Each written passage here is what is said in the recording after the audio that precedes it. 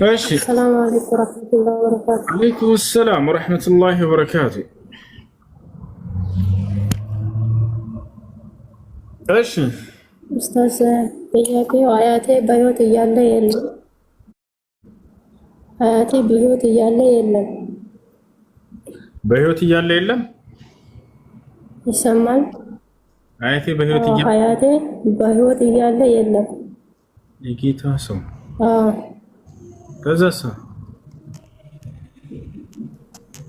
በይ ከዛ እዛ ጋር ሞቷል፣ እዛ ጋር ጅብ በልቷል፣ እዛ ጋር እንትን ሆኗል የሚባለው ምንም ነገር ፍንጭ የለንም። አባቴ በጣም ፈልጎ አጥቷል።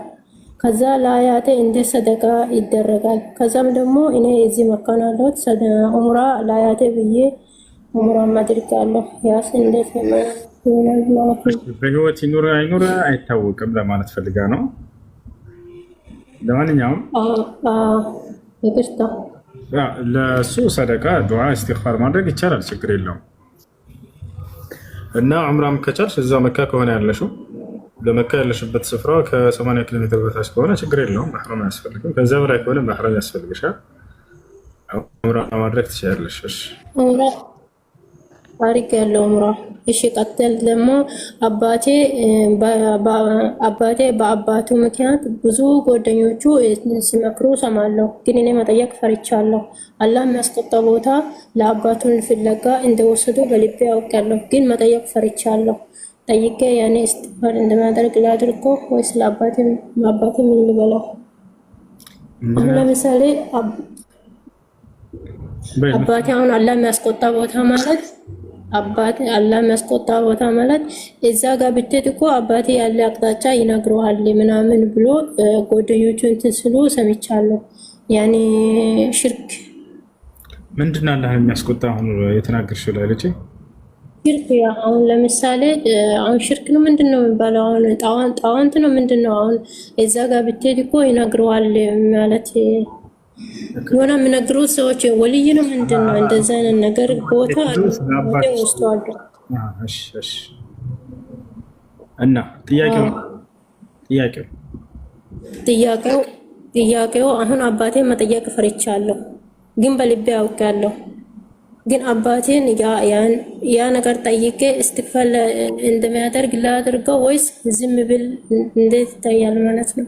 አባቴን ጠይቄ ማለት አባትሽ አሁን አለ እንደ አብሮሽ አግኝታችሁታል? አባታችሁን አገር ቤት ነው አለው። ታዲያ ምንድን ነው ወንጀል መሆኑን አላህን እንደሚያስቆጣ እዚህ ነው የሰማሁት። ማለት ጠንቋይ ቤት ሄድሽው አንቺ ነሽ ይሄንን ነገር የጠየቅሽው ወይንስ ሌላ ሰው ሄዶ ጠይቀው? አባቴ ጓደኞቹ አባቴ ሄዶ እንደሚጠይቅ ነግረዋሉ። ከዛ አባቴ ጠንቋይ ቤት ሄዶ ጠይቋል ማለት ምን ያኔ የሆነ ነገር ወስዶ ሳይሆን ጠይቋል። እሺ አባትሽ ወደ ጠንቋይ ቤት ሄዶ ጠይቋል እና ይሄ እንዴት ነው ወንጀል ነው ወይንስ አይደለም? ተውበት እንዲያደርግ ነገር ወደ ጠንቋይ ቤት መሄድ አይቻልም፣ የሩቅን ለማወቅ ተብሎ ወይንም የጠፋን ነገር ለማስገኘት ተብሎ قال النبي صلى الله عليه وسلم من أتى عرافا فصدقه بما يقول فقد كفر بما أنزل على محمد صلى الله عليه وسلم ነቢያችን ሰለላሁ ዐለይሂ ወሰለም ምን አሉ? ወደ ጠንቋይ ዘንድ በመሄድ ስለሆነ ነገር ጠይቆ ያመነና የተቀበለ ሰው ያ ጠንቋይ ያለው እውነት ነው ያለ ሰው ይሄ ክዷል ብለዋል። እሺ አንዳንድ ሰው አያምንም፣ ግን ሂጅ እስኪ እንደው ልጠይቅ ግን የሚለውን አላምነውም ለማወቅ ያክል ብሎ የሚጠይቅ ሰው አለ። ይሄኛው እስከተባለ قال النبي صلى الله عليه وسلم من أتى عرافا فسأله عن شيء لم تقبل له صلاة 40 يوما الله መልእክተኛ ነብዩ ሰለላሁ ዐለይሂ ወሰለም ምን አሉ? ወደ ጠንቋይ ዘንድ በመሄድ ስለሆነ ነገር የጠየቀ ሰው ባይቀበልም እንኳን የዚህ ሰው የ40 ቀን ሶላቱ ተቀባይነት የለውም አሉ። ግን ከእስልምና አልወጣም፣ ምክንያቱም አላመነውም። ያንን እውነት ነው አላለው። አንዳንድ ሰው እስኪ ዝም ብዬ ለማወቅ ይላል ያቸው እና አይቻልም። ጠንቋይ ዘንድ መሄድ የሚቻልበት ለአንድ ዓላማ ነው። እሱም ሊልኢንካር ዐለይህ በእርሱ ላይ ለማስተባበል ለመገሰጽ ለመምከር ከሆነ ትችላላችሁ። አው ሊኢቃመት ልሐድ ዐለይህ ወሐድ ሳሒር ከማ ቃል ነቢ ሰለላሁ ዐለይሂ ወሰለም በውል ካህን يعني ضرب بالسيف خاصة إذا كان ساحرا لأن أغلب الكهان يعني هم سهرة النتقالي ነቢያችን ሰለላሁ ዐለይሂ ወሰለም ይህን ተናግረዋል። ስለዚህ አይቻልም፣ ወንጀል ነው። ወደ አላህ ስብሐነሁ ወተዓላ ተውበት ማድረግ አለበት። የሩቅንና ድብቅ ነገራትን የሚያውቀው አንዱ አምላክ አላህ ስብሐነሁ ወተዓላ ብቻ ነውና የቁል ላሁ ስብሐነሁ ወተዓላ ቁል ላ ያዕለሙ መን ፊ ሰማዋት ወልአርድ ልገይበ ኢለላህ ወማ የሽዑሩነ አያነ ዩብዓሱን አላህ በቁርአን ላይ ምን ይላል? ሙሐመድ ሆይ ለሰዎች እንዲህ ብለህ ንገራቸው፣ በሰማያት ያለን ድብቅ ነገር፣ በምድር ያለን ድብቅ ነገር፣ በሁለቱም ያለን የሩቅ ነገራትንም ከእኔ ከአላህ በስተቀር ማንም የሚያውቅ የለም በላቸው ይላል።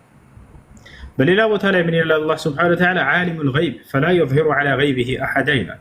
ኢላ መን ኢርተዳ ሚን ረሱሊን ፈኢነሁ የስሉኩ ሚን በይኒ የደይሂ ወሚን ኸልፊሂ ረሰዳ። ዓሊሙል ገይብ አለ፣ እኔ የሩቅን አዋቂ ነኝ አለ። አላህ ከሚለይበት ባህሪያቶቹ መካከል አንደኛው ከመለኮታዊ ባህሪያቶቹ ምንድን ነው? የሩቅንና ድብቅ ነገራትን የሚያውቅ ብቸኛ ሆነ አምላክ ነው። ሌላ አካል ያውቃል ወይ? ላ አያውቅም። አላህ ምን አለ? ዓሊሙል ገይብ የሩቅን አዋቂ ነኝ፣ ፈላ ዩዝሂሩ ዐላ ገይቢሂ አሐዳ፣ በሩቅ እውቀቴ ላይ ማንንም አላሳውቅም አንድ ነው ካለ በኋላ ኢላ መን ኢርተዳ ሚን ረሱል አለ፣ ከመልእክተኞቼ ከነቢያቶቼ የመረጥኩት ሲቀር አለ። ለነቢያቶች በተአምር መልክ ስለ ሩቅ እውቀት ስለ ድብቅ ነገራት ያሳውቃቸዋል። ነቢያችን ሰለላሁ ዐለይሂ ወሰለም በጊዜያቸው ስለሚሰራው ድብቅ ነገር ሂዱና እዚህ ቦታ እንዲህ አድርጉ፣ ሂዱና እዚህ ቦታ እንዲህ እያሉ ሰሃቦቻቸውን እየላኳቸው የተገኘ በጣም በርካታ ነገር አለ። ድብቅ ነገር የሩቅንም ነገር ልክ እንዲሁ ስለወደፊቱ ወደፊት ስለሚካሄድ ነገር ብዙ ነገር ይነግሯቸዋል። እየነገሯቸው እዛው ይፈጸም ነበር እዛቻል እና ይህ ለነቢያቶች የሚሰጥ የሆነ የሩቅ እውቀት የነቢይነታቸው ማረጋገጫ ይሆን ዘንድ እንደ ተአምር ይሰጣሉ። ነቢይ ትንቢትን ይናገራሏቸው ያ እና ከአላህ ስብሐነሁ ወተዓላ ውጭ ሌላ ማንም የሚያውቅ የለም። ሌላ አካል ጋር ሄዶ የጠየቀ ሰው ይሄ ሽርክ ሰርቶ ከአላህ ጋር አጋርቷል። ለአላህ ብቻ የሚገባውን ባህሪ ለሌላ አካል ሰጥቷል። الشرك معناه تسوية غير الله مع الله في خصائص الله። ሽርክ ብሎ ማለት አላህ በሚነጠልባቸው ባህሪያቶቹ ልዩ በሆኑ ባህሪያቶቹ ሌላን አካል ማጋራት ማለት ነው። የሩቅን የሚያውቀው ለምሳሌ ማን ነው? አላህ ብቻ ነው። ይህም ሰው የሩቅን ያውቃል ብለን የሆነን አካል ከገለጽ ነው ሰገራ በአላህ። ስለዚህ ይህ ሰው ተውበት ማድረግ አለበት ወደ አላህ ሱብሓነሁ ወተዓላ። እሺት እሺ፣ ጀዛከላህ ኸይረን። የአክስቴ ልጅ ክርስቲያን ናት፣ ባሏ ሞቷል። ለእሷ ለማገዝ ብር መላክ ይቻላል? ክርስቲያን ናት፣ ባሏም ክርስቲያን ነው፣ እሷም ክርስቲያን ናት፣ ግን የአክስቴ ልጅ ናት። ከተቸገረች ችግር የለውም፣ መርዳት ትችላላችሁ። ክርስቲያን ቤተሰቦቻቸው የሚበላ የሚጠጣ የሚለበስ ህይወታቸውን መምሪያ ምድራዊ ህይወታቸውን መምሪያ ችግር የለም። አላህ በቁርአን ላይ ወጠዓሙኩም ሒሉን ለሁም ይላል፣ የእናንተ ምግብ ለእነርሱ ተፈቅዷል። ስለዚህ መርዳት ትችላላችሁ። አላህ በሌላ ቦታ ላይ ምን ይላል? ላ የንሃኩም ላሁ ዐን ለዚነ ለም ዩቃቲሉኩም ፊዲን፣ እነዚያ በሃይማኖታችሁ ምክንያት ያልተዋጓችሁን የሌላ እምነት ተከታይ መልካም በጎ ብትብሉላችሁ አልከለክላችሁም ብሏል። ስለዚህ መርዳት ትችላላችሁ። ጀዛከላህ ኸይረን። ቁርአን አንዳንድ ቦታ ሲያስቸግረኝ እኔ በምችለው ቋንቋ ላይ ጽፌ ከዛ ሀፍዤ ተመልሼ ቁርአን እቅራለሁ ማለት በስልክም ከሆነ ማለት ነው። ያ እዛ ቦታ ስፖንጀሪ ቁርአኑ ላይ እንዳትጽፊ። ቁርአን አሁን ለምሳሌ በሌላ ቋንቋ በእኔ በምችለው መጻፍ አይቻልም። ይቻላል፣ ችግር የለውም። ነገር ግን ያንን የጻፍሽውን በኋላ ላይ ወይ ቅበሪ ወይ አቃጥልሽ። በስልክ ነው በስልክ ጽፌ ሀፍዤ መልሼ እቀራለሁ። ችግር የለውም። እውነተኛው ጀዛከላህ ኸይረን። አላህ አሜን። እንዴት ነህ? ሰላም ነው። እንዴት ነው? አማን ነው? ደህና ነህ? እግዚአብሔር ይመስገን። አለን። እሺ አንድ ጥያቄ ልጠይቅ እስቲ፣ ግን እርግጠኛ ለመሆን ነው። በማንኛውም ሁኔታ በሰርግም ይሁን በምንም በእስልምና ዘፈን ይፈቀዳል? አይቻልም። አላህ በቁርአን ላይ ከልክለዋል። ነቢያችን ሰለላሁ ዐለይሂ ወሰለም ሐዲስ ላይ ከልክለዋል። ሰሃቦች ከልክለዋል። አይቻልም፣ አይፈቀድም። አላህ በቁርአን ላይ ምን ይላል? ወሚነ ናሲ መን የሽተሪ ለህወል ሐዲስ ሊዩዲለ ዐን ሰቢሊላሂ ቢገይሪ ዒልሚን ወየተኺዘሃ ሁዝዋ ኡላኢከ ለሁም ዐዛቡን ሙሂን ይላል። ይህን የቁርአን አንቀጽ ቃለ ዓብድላህ ብን መስዑድ ወዓብድላህ ብን ዓባስ ረዲየላሁ ዐንሁማ ወላሂ ኢነሁ ልጊና ቃል በቃል የነቢዩ ሰለላሁ ዐለይሂ ወሰለም ሰሓቦች አጥማሚ የሆነ ከንቱ ንግግር የተባለው እዚህ ቦታ ላይ በቁርአኑ ላይ ሙዚቃን ነው እያሉ እየማሉ ተናግረዋል። ፈትዋ ተጠየቀው ሰሓባ ዓብድላህ ብን ዓባስ። የሆነ ሰው መጣና ጃአ ረጁሉን ኢለ ብን ዓባስ ወቃለ ለሁ ያ ብን ዓባስ ማ ተቁሉ ፊል ጊና፣ ቃል በቃል ምንም ብሎ ጠየቀው። አንተ ብን ዓባስ ሆይ ስለ ሙዚቃ ምን ትላለህ? አፍቲኒ ፊል ጊና፣ ፈትዋ ስጠኝ፣ መልስ ስጠኝ አለ። ከዛ ዓብድላህ ብን ዓባስ በጥያቄ መልክ መለሰለት።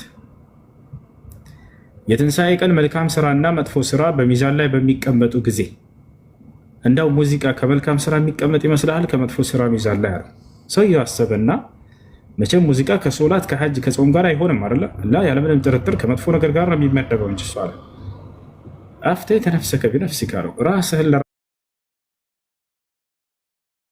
ለራስህ ትክክለኛውን መልስ መልሰሃልና ፈዝሀብ ሂድ አለው። ስለዚህ ሰሃቦች ፈትዋ በጊዜያቸው ተጠይቀው ሐራም እንደሆነ በግልጽ የተናገሩት ነገር ነው። ስለዚህ አይቻልም፣ አይፈቀድም። እሺ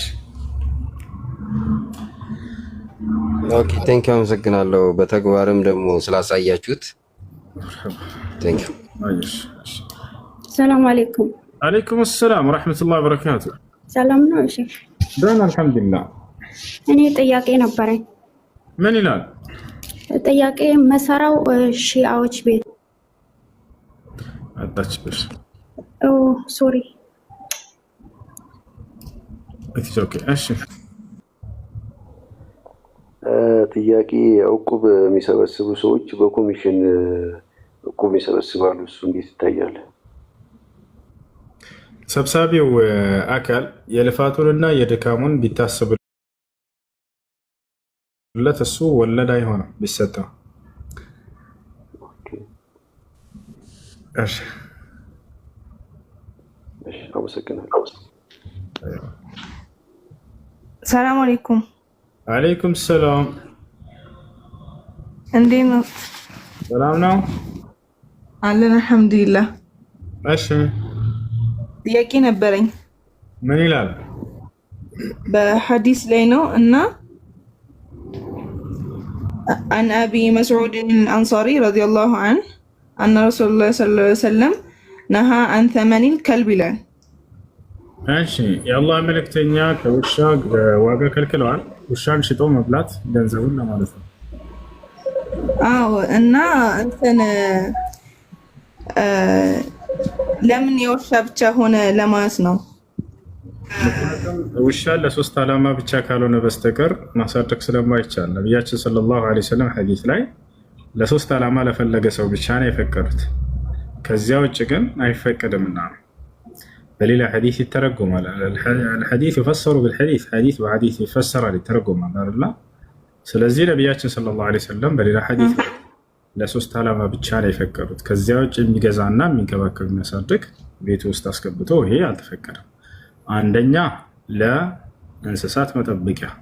የገጠር ሰዎች አይታችሁ ከሆነ በእንስሳታቸው በውሻቸው እንስሳቶቻቸውን እንትን ይላሉ፣ ያስጠብቃሉ። የገጠር ሰው አይታችኋል። ፍየል፣ በግ፣ ከብት ምናምን ሲነዳ አብሮ ውሻ ያስከትላል። የዛኔ እሱ እያረሰ ከሆነ ሰውየው ምናልባት የሆነ ተኩላ ምናምን ቢመጣ ያ ውሻ በመጮህ ምልክት ይሰጣል። አገልግሎት ላይ ዋለ ማለት ነው። አይቻለ። ሁለተኛ ለአደን እታቸው ከሆነ ለአደን ይጠቀሙባቸዋል። ቢስሚላህ ብሎ ይሄን ውሻ ስለምሎት ቢስሚላህ ብሎ ይልከዋል። አድነው የሚመጣው ሐላል ነው። አላህ በቁርአን ላይ ሱረቱል ማኢዳ ላይ ይናገራል። ሙከሊቢና ቱዓሊሙነሁነ ሚማ ዐለመኩሙላህ ፈኩሉ ሚማ አምሰክና ዐለይኩም። አላህ ካሳወቃቸው እውቀትም የምታሳውቋቸው የሆኑ ውሻዎቻችሁ አለ። ከዚያም ፈኩሉ ሚማ አምሰክና ወዝኩሩ ስመላህ ዐለይህ። እነሱ ቢስሚላህ ብላችሁ የላኳቸዋቸው ከዚያ ይዘውት የመጡትንም ብሉ፣ በዚያም ላይ የአላህን ስም አውሱበት እያለ ይናገራል። ስለዚህ ሁለተኛ ለአደን አገልግሎት ተፈቅዷል። አይደል? ሶስተኛ የተፈቀደው ደግሞ ለምንድን ነው? ለቤት መጠበቂያ። ለቤት መጠበቂያ አይታችሁ ከሆነ ሰፊ ከተማዎች ላይ ውሻን ለቤት መጠበቂያ አገልግሎት ያውሉታል። ቤቱ በር ላይ ይቀመጣል። ምናልባት አዲስ እንግዳ ወይም ሌባ ይመጣ ጊዜ እዛኔ በመጫው ምልክት ይሰጣል። ስለዚህ ለሶስቱ አገልግሎት ተፈቅዷል። ከዚህ ውጭ ላሉት ነው ነብዩ ሰለላሁ ዐለይሂ ወሰለም ሐዲስ ላይ እየከለከሉ ያሉት እሱ ላይ ማለት ነው። ምክንያቱም እነዚህም በሌላ ሐዲስ ስለፈቀዷቸው። እሺ